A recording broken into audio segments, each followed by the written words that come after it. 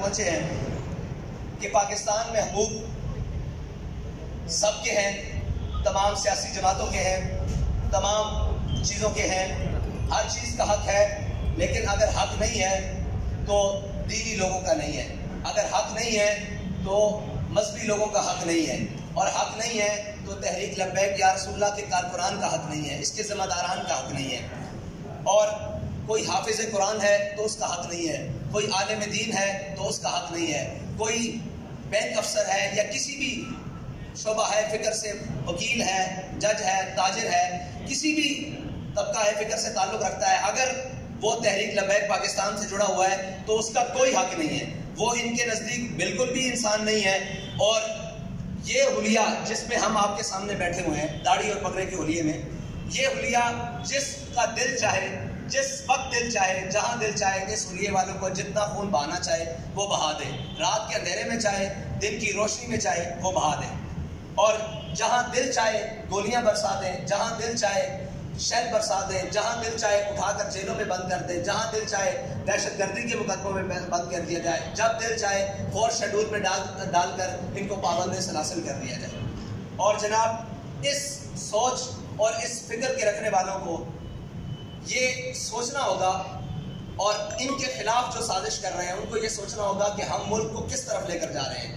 اور یہ جو کچھ ہو رہا ہے یہ چاہت کس کی ہے، یہ کس کا ایجنڈا ہے کہ وہ ہمیں اس سطح پر لے کر جانا چاہتا ہے، اور ہمارے خون کو اتنا ارزاں سمجھ کر دن بدن بہایا جا رہا ہے اور اس کی قیمت بھی نہیں۔ یعنی یہاں شہداء کے جنازے ہوں کسی کو دکھانے کی اجازت نہیں، سچی بات یہ ہے، یہاں شہیدوں کی گنتی کسی کو بتانے کی اجازت نہیں، یہاں زخمی ابھی بھی پڑے ہوئے ہیں اسپتالوں میں، کسی کو ان کو جا کر دیکھنے کی اجازت نہیں، اور پوسٹ مارٹم کے لیے 48 گھنٹے ہو گئے ہیں، تمام جگہ پر ہم باڈیز لے کر تمام سرکاری اسپتالوں میں، مجسٹریٹ کی عدالتوں میں پھر رہے ہیں کہ ہمیں کورٹ آرڈر دیں تاکہ ہم ان کا پوسٹ مارٹم کروا سکیں، وہ کورٹ آرڈر نہیں دیے جا رہے، وکلاء صبح سے لے کر شام تک کچہریوں میں بیٹھے ہوئے ہیں، کوئی سننے کے لیے تیار نہیں ہے کہ یہ ہوا کیا ہے اور یہ ظلم آپ کے ساتھ کس نے کیا ہے، کیوں ہو رہا ہے۔ اور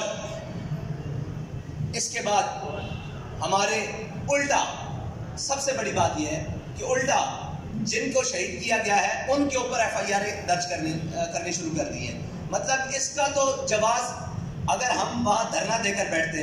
ہم اپنی حدود سے تجاوز کرتے، یا ہماری جو ریڈ لائن کیا انہوں نے کہا یہاں دفعہ 144 ہے یہاں آپ نہیں آ سکتے، ہم وہاں جاتے تو کوئی سمجھ آتی۔ جلوس اپنے اختتام کر کے واپس جا رہا ہے تو اس پر گولیاں کس نے برسائی ہیں اور کیوں برسائی ہیں اور کس وجہ سے برسائی ہیں، یہ اتنا بڑا سوال ہے ملک کے تمام اداروں سے، ملک کے آرمی چیف سے، ملک کے چیف جسٹس سے، اور جناب chief justice of high court سے، ملک کے وہ تمام وزیر اعظم سے، وزیر اعلیٰ سے، وزیر داخلہ سے، وزیر خارجہ سے،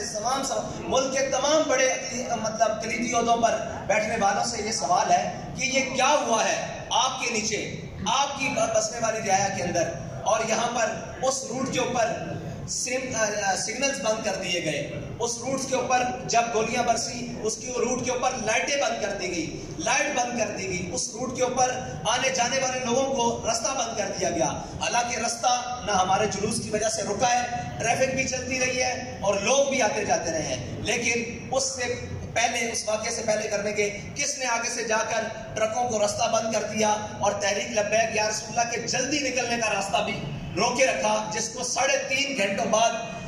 کارکنان نے پورا زور لگا کر ان گاڑیوں کو روڈ سے ہٹا کر اپنا راستہ واپسی کا صاف کیا، جانے کا نہیں۔ یہ ایک اتنے بڑے سوالات ہیں جس کا جواب اس ملک کے تمام ذمہ داروں کو دینا پڑے گا، ورنہ یہ بدماشی کہ جناب جس کا جب دل چاہے وہ مار دے اور جس کو مار دے کوئی تمیز کیے بغیر، یہ دنیا میں۔ اور دیکھیں سب سے بڑی بات کہ ٹارگٹ کلنگ کر کے مارا گیا ہے، لوگ پیچھے سے جا رہے ہیں، آپ دیکھیں ہمارے شہداء کو کہ ان کے سروں میں فائر لگے ہوئے ہیں، اور فائر 30 بور کا ہے۔ مجھے یہ بتائیں 30 بور سے فائر ٹارگٹ کلر کے علاوہ کوئی مار سکتا ہے سر میں؟ یہ ایک سوال ہے بہت بڑا کہ چھوٹے پسٹل سے، دیسی ساختہ پسٹل سے 30 بور کے فائر ہمارے کارکنوں کے سروں میں لگے ہوئے ہیں۔ اور بڑی گنوں کے بھی فائر ہیں، وہ آر پار ہو چکے ہیں جسموں کے اندر سے، اور ٹارگٹ کر کے ایک ایک کو ٹارگٹ کر کے وہاں فائر مارے گئے ہیں۔ تو یہ ٹارگٹ کلنگ کے سلسلے کی طرح، بالکل اس طرح جس طرح ٹارگٹ کلرز کسی کو ٹارگٹ کر کے مارتے ہیں، اس طرح کارکنان کا وہاں خون بہایا گیا اور ان کو شہید کیا گیا، ان کو زخمی کیا گیا، ان کی حال و بحال نہیں کیا گیا، اور سب کو پیچھے سے گولیاں ماری گئی۔ یہ تھی جی ہمارے اس سانے کی رویداد۔ اور کھولیاں بالا یہ وہ جگہ ہے، اور جہاں تک ہمارا تحریک لبیک پاکستان کا جلوس پہنچا، اور ایک بہت بڑی سازش حویلیاں تو بھائی اس سے 3 کلومیٹر ہے، حویلیاں کی تو حدود بھی نہیں شروع ہوتی، ایبٹ آباد بھی وہاں سے، ایبٹ آباد ضلع کی حدود وہاں سے شروع نہیں ہوتی جہاں تک ہم گئے ہیں، وہ بھی آگے پل کراس کریں تو آگے جاتا ہے، تو ہم تو پل کے پہلے دعا کر کے واپس آ چکے ہیں۔ تو یہ ایک سازش کی جا رہی ہے جی حویلیاں وہاں پہ فرقہ وارانہ تھا، بھائی ہم وہاں گئے ہی نہیں، وہاں پر دفعہ 144 ہے ہی نہیں، وہاں پر کوئی مسئلہ ہے ہی نہیں، ہم تو پہلے اپنا جلوس ختم کر کے واپس ہو رہے ہیں، اور جلوس ختم کرنے سے پہلے ہی انہوں نے شیئرنگ سٹارٹ کر دی اور آوازیں آنے لگ پڑی۔ ہمارے پاس وہ ویڈیوز بھی ہیں، وہ لوگ چلائیں گے کہ جب ہم اعلان کر رہے ہیں کہ ہم واپس جا رہے ہیں اور ہم نے ختم کر دیا، واپس چلو، یہ شاہ صاحب بھی اعلان کر رہے ہیں، میرا بھی اعلان موجود ہے ذمہ داران کا، اس کے اندر فائرنگ کی آواز باقاعدہ سنی جا سکتی ہے کہ اس وقت فائر کھول دیا گیا کہ آپ آگے کیوں نہیں آ رہے، آپ اس جگہ پر کیوں نہیں جا رہے جہاں پر فساد ہے، آپ یہاں سے واپس کیوں جا رہے ہیں۔ تو ہمارا جلوس زیادہ کلومیٹر بنتا ہے، 4 کلومیٹر، لیکن ہم احتیاطاً کہہ رہے ہیں کہ 3 کلومیٹر کنفرم ہم وہاں سے اپنے مقام سے جہاں پر بھی وہ جلوس کا مسئلہ تھا، حویلیاں بازار اس سے بھی آگے جاتا ہے جہاں کا معاہدہ ہوا ہے،